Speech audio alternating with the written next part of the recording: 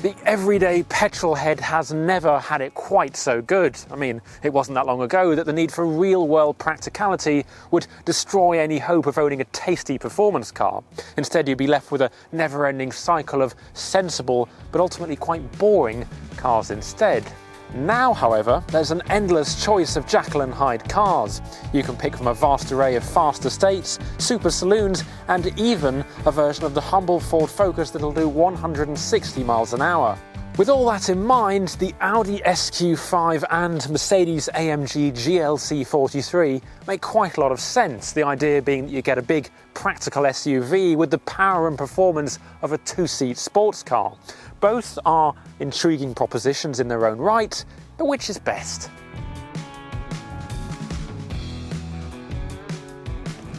Now, this might be a 367 horsepower performance car, but you still climb into the GLC 43's elevated cabin. Once you are inside, it's pretty much the same as a regular AMG line GLC, the only real difference being these red seat belts, which will almost certainly clash with just about anything you've got in your wardrobe.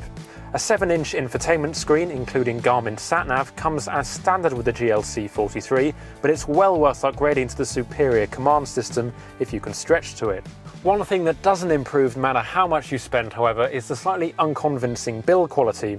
Many of the panels creak and judder like this as you go over bumps, and to make matters worse, that's something you certainly don't get in the Audi.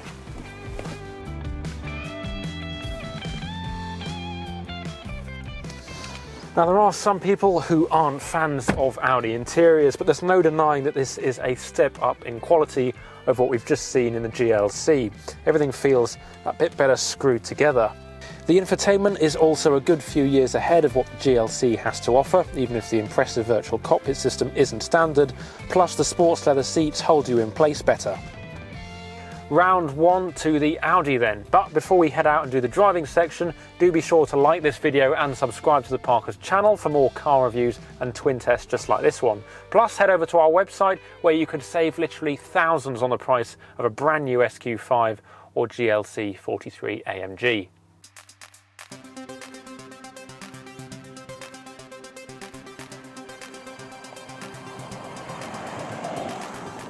Now, unless Audi goes ahead with a rumoured RS version, this is the quickest Q5 that money can currently buy. But you know what? It's more than fast enough. I mean, it might be a little bit hesitant at lower revs, but once you get into the mid-range, it really starts to fly. The gearbox as well, it's an 8-speed automatic, it's very slick, and it changes up very quickly when you're at full throttle. It's a good all-rounder too. On motorways it's a relaxed, comfortable cruiser, but flick the drive mode selector into dynamic and the air suspension carries the SQ5 from corner to corner with startling pace. Push on hard and there's a real tenacity to the way it holds on through bends despite a hefty 1.9 tonne curb weight.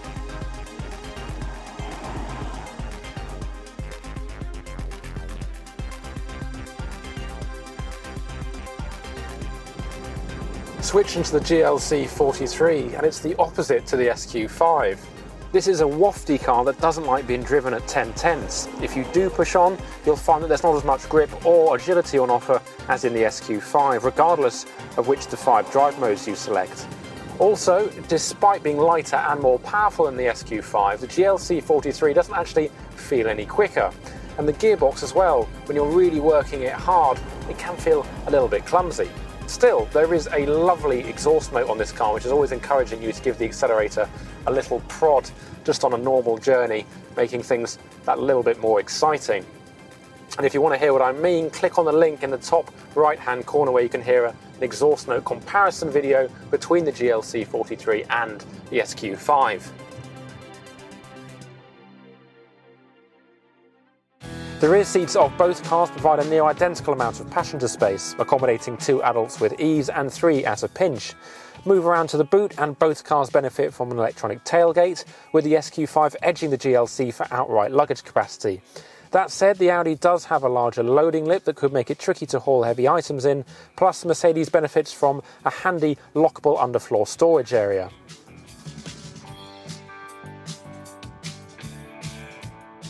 So what's the verdict? Well, the SQ5 has a better cabin, it's got a better infotainment system, it's slightly more practical, and when you're really pushing on a twisty country road, it is the more capable car of the two. The GLC is a highly accomplished and highly desirable object, but overall, Audi wins.